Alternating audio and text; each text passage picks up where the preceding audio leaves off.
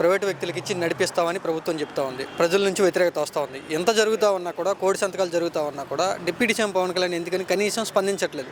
అవునా కాదా అనే నిర్ణయం కూడా ఎందుకు చెప్పలేని పరిస్థితిలో ఉన్నారు. ఈరోజు డిప్యూటీ సీఎం పవన్ కళ్యాణ్ గారు కూటమి ప్రభుత్వం సిట్ అంటే సిట్టు, స్టాండ్ అంటే స్టాండ్, చంద్రబాబు నాయుడు సిట్ అంటే సిట్టు, స్టాండ్ అంటే స్టాండ్. ఆయన ఏ విషయాన్ని కూడా ప్రజలకి చెప్పలేని పరిస్థితుల్లో పవన్ కళ్యాణ్ గారు ఉన్నారు. కాబట్టి కూటమికి అంటే చంద్రబాబు నాయుడు, నారా లోకేష్ తీసుకున్న నిర్ణయానికి వ్యతిరేకంగా ఏ విషయాన్ని కూడా ఆయన చెప్పలేడు. ఎందుకంటే ఇప్పుడే కాదు, రాబోయే 15 సంవత్సరాలు కూడా మేము వాళ్ళతోనే ఉంటామని క్యాడర్ని ప్రిపేర్ చేస్తూ ఆయన ప్రిపేర్ అయ్యి వాళ్ళపైనే చేస్తూ ఉన్నాడు. కాబట్టి ఆయనకి రాష్ట్ర ప్రయోజనాలు కానీ, రాష్ట్ర ప్రజల ముఖ్యంగా ఎస్సీ ఎస్టీ బీసీ మైనార్టీల ప్రయోజనాలు ఆయనకి ముఖ్యం కాదు. వాళ్ళ బినామీలకు కట్టబెట్టి, ఎవరికైతే వాళ్ళ అనుయంగులు బినామీలకు కట్టబెట్టి వాళ్ళకి అప్పచెప్పే తక్కువ ప్రభుత్వం భూమి ఇచ్చింది, ప్రభుత్వం డబ్బులు ఖర్చు పెట్టింది, ప్రభుత్వ ఆస్తులతో వాటిని నిర్మించారు. ఇవన్నీ చేసి కాలేజీలు స్టార్ట్ చేయకుండా వాటికి ప్రైవేట్ వ్యక్తులకి అంటే వాళ్ళ గుత్తేదారులకి అప్పచెప్పడానికి కూటమి ప్రభుత్వం సిద్ధపడింది. దానికి పవన్ కళ్యాణ్ ఎటువంటి కూడా స్పందన లేదు. అందులో వాడే పవన్ కళ్యాణ్ కూడా.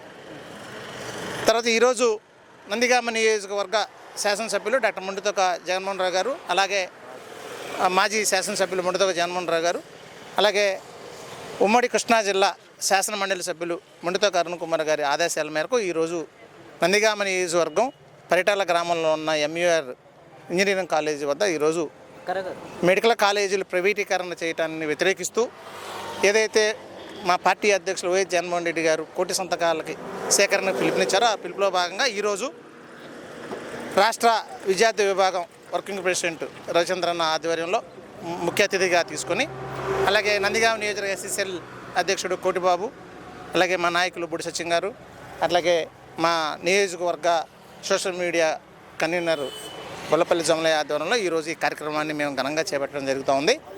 ఎంత దుర్మార్గం అంటే ప్రభుత్వమే మెడికల్ కాలేజ్ స్థలాలు కేటాయించి, డబ్బులు కేటాయించి అన్నీ కూడా అన్నీ సమకూర్చి ఈరోజు సుమారు 7 మెడికల్ కాలేజీలని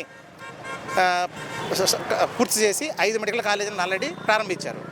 వీటన్నింటినీ కూడా కేవలం 5 నుంచి 6,000 కోట్ల రూపాయలు మాత్రం వెచ్చిస్తే ఇవన్నీ కూడా మెడికల్ కాలేజీలు పూర్తయిపోయి ప్రజలకు అందుబాటులోకి వస్తాయి.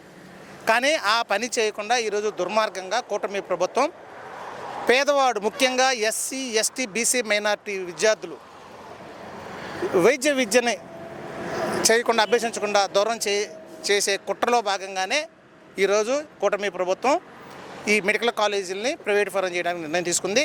దీన్ని మేము వైఎస్ఆర్ కాంగ్రెస్ పార్టీ తరఫున తీవ్రంగా వ్యతిరేకిస్తూ ఉన్నాం.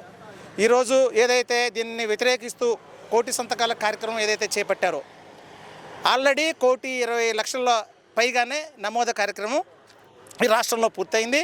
మేము పెట్టిన టార్గెట్ ఎప్పుడో పూర్తయిపోయింది. అంటే ప్రజల నుంచి దీన్ని ఏ విధంగా వ్యతిరేకిస్తూ ఉన్నారో ఈ కార్యక్రమాలు చూస్తే మీకు అర్థమవుతూ ఉంది. ఈరోజు ఇక్కడ కాలేజీ దగ్గర మేము జస్ట్ 2 గంటల నుంచి 500 ఫామ్స్ని ఫిల్ చేయడం జరిగింది. కాబట్టి కేవలం 5,000 నుంచి 6,000 కోట్ల రూపాయలు ఖర్చు పెట్టలేని ఈ కూటమి ప్రభుత్వం 1,00,000 కోట్లు పెట్టి రాజధాని నిర్మిస్తుందంట. హాస్యాస్పదం. ఇలా పేదవాడికి వైద్యాన్ని ఎందుకు, మీ అన్ని ప్రైవేట్ ఫారం చేసేసేయండి. ఇంకా మీ ప్రభుత్వాలు ఎందుకు, అసెంబ్లీ ఎందుకు, రాజధాని ఎందుకు, అన్ని ప్రైవేట్ ఫారాలకు అప్పచెప్పేసేయండి. మీకెందుకు? కేవలం 5,000 కోట్ల రూపాయల నుంచి 6,000 కోట్ల రూపాయలు ఖర్చు పెట్టలేని ఇవన్నీ కూడా పూర్తయితే పేదవాడికి ఉచితంగా వైద్యం వస్తుంది. పిల్లలు చక్కగా వైద్య విద్యను అభ్యసించడానికి అవకాశాన్ని దూరం చేస్తూ ఉన్నారు. కేవలం దీన్ని వాళ్ళు గుత్తేదారులకి అప్పగించడం కోసమే ఈ కార్యక్రమం చేపట్టింది. దీన్ని మేము పూర్తిగా వ్యతిరేకిస్తాం. ఖచ్చితంగా దీనికి కూటమి ప్రభుత్వం తగిన మూల్యం చెల్లించాల్సిందే. కాబట్టి ఇప్పటికైనా సరే ఈ స్పందన చూసిన తర్వాత అయినా సరే కూటమి ప్రభుత్వం, ముఖ్యంగా నారా చంద్రబాబు నాయుడు, నారా లోకేష్ ఏదైతే డిప్యూటీ సీఎం పవన్ కళ్యాణ్ ఏదైతే ఈ నిర్ణయాన్ని వెంటనే వెనక్కి తీసుకోవాలి. లేని పక్షంలో మొన్న మా పార్టీ అధ్యక్షుడు జగన్మోహన్ రెడ్డి గారు చెప్పిన విధంగా నెక్స్ట్ వచ్చేది వైఎస్ఆర్ కాంగ్రెస్ పార్టీనే. ఈ స్టేట్ని కాబోయే ముఖ్యమంత్రి వైఎస్ జగన్మోహన్ రెడ్డి గారే. ఖచ్చితంగా ఎవరైనా ఈ మెడికల్ కాలేజీలు మొత్తం కూడా ఆయన చెప్పిన విధంగా మళ్ళీ కూడా వెనక్కి తీసే కార్యక్రమం వైఎస్ఆర్ కాంగ్రెస్ పార్టీలో జరుగుతుంది. Thank you.